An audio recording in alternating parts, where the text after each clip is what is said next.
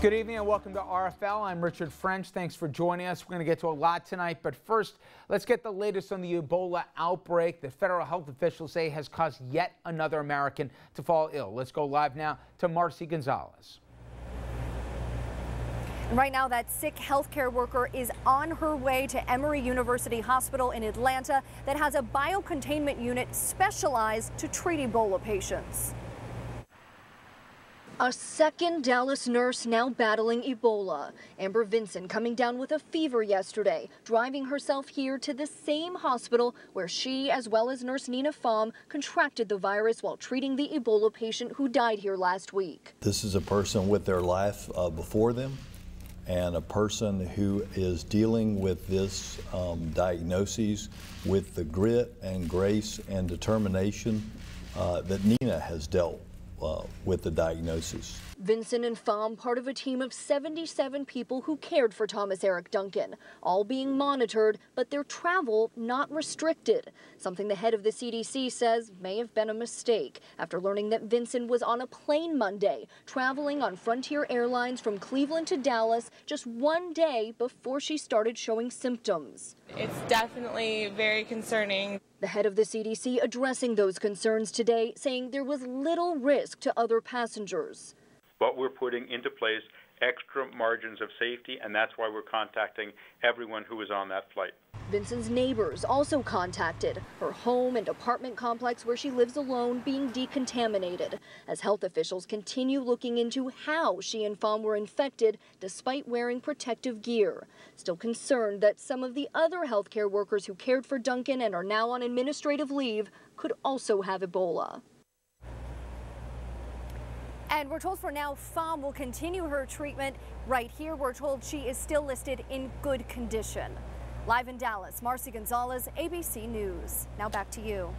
Thank you very much, Marcy. And today, the president addressed the media on the Ebola crisis, saying that the virus could spread globally if the world doesn't respond to the raging epidemic in West Africa. I am absolutely confident that we can prevent a serious outbreak of the disease here in the United States. But it becomes more difficult to do so if this epidemic of Ebola rages out of control in West Africa. All right, now let's bring in Andrew Whitman, a senior political correspondent on this. And Andrew, tonight we decided we're going to treat this more as a news item rather than how we've talked about this in the past with both health professionals and others about just informational stuff for the audience. The first time the president has really addressed this issue head on. He was supposed to be in Connecticut and New Jersey tonight on political events and didn't. White House is trying to navigate that thin line between coming across as dismissive of a story that is obviously global in many regards, and then on the flip side, trying not to elevate it too much as to cause panic. And the difficulty here becomes the medical necessities and the medical information that needs to be conveyed to the American people, but also in a way that's not overly medical. We've heard and seen lots of issues with Tom Frieden at the CDC and other medical officials at NIH and other medical institutions have trouble with some of their messaging. This is one area that you and I have talked about in the past where having a Surgeon General would actually be particularly helpful. But digesting the language of the medical information into terms that's accessible and usable for people on an everyday basis so as to keep people informed, but also trying to minimize panic. That's one of the potential negative consequences of all this. People read into these headlines as they will, and then you get people reacting and acting in ways that are probably not helpful to the problem overall. And let's be honest, we're in the silly season now for politics, less than 3 weeks from Election Day. And already we're seeing people trying to score political points on this. There's a legitimate political question as to funding. As you mentioned, both the CDC, the NIH said, throwing all these alphabet soups, but National Institute of Health, if their funding hadn't been cut the way it had been over the years by Congress, we might actually have a vaccine at this point. That being said, the most pressing legitimate questions that I think are attached to this are, how many hospitals are really equipped to handle this? And even the ones that supposedly know what they're talking about, we believe that the guy comes here from Dallas, the hospital screwed up in the first place, they shouldn't have sent him home, but once he came back in, we had our act together. we've had 2 medical professionals here stateside that have been impacted by something. And now you have a nurses union, not necessarily attached to the 2 nurses that have fallen ill, that have even acknowledged that they're not sure the protocols are in place to handle this. This has come up with other medical issues in the past, bird flu, swine flu, other medical pandemics that we've been concerned about. And it always seems as though the medical community seems to be somewhat unprepared for these eventualities. It's not always easy to know as soon as somebody walks in the door if they've got Ebola or if they've got swine flu, but figuring out a set of procedures that can be put into place that protects everybody while also provides the assistance to the patient that's needed, that may not be available. And I think we've established through some of these cases that those protocols aren't in place. And we may need to re-examine how hospitals operate. And then it even goes, as you said, Andrew, the NBC medical correspondent, one of the nurses in question here that had treated both of them, they were told don't travel, don't leave, but now they're going to have to quarantine not only those 2 people, obviously, but going forward, people that even come in contact with. It does seem a little bit of on-the-job training for folks who should know better. You would think so, and you would think that, again, the past epidemics and pandemics that we've had to deal with would have prepared us for this, but you know how the news cycle works. You get excited and you get focused on one thing, and then several years pass, and all of a sudden the similar circumstances pop back into the place. When it comes to those quarantines, though, you're talking about, let's take the NBC reporter, for example. She doesn't have Ebola.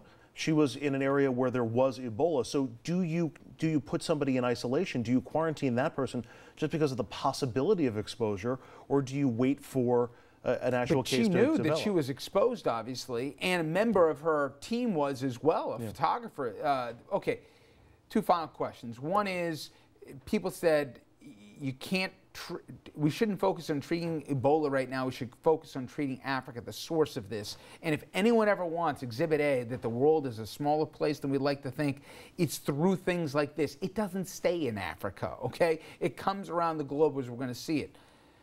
How much will do you think there's going to be in Washington? And how much appetite will there be to say, yeah, you know what, if we don't do something really soon, it doesn't stay in Liberia, it doesn't stay in Sierra Leone, it now starts to multiply and expand. We're already seeing some really shocking numbers as the expectations, 10,000 cases in a week potentially in the near future.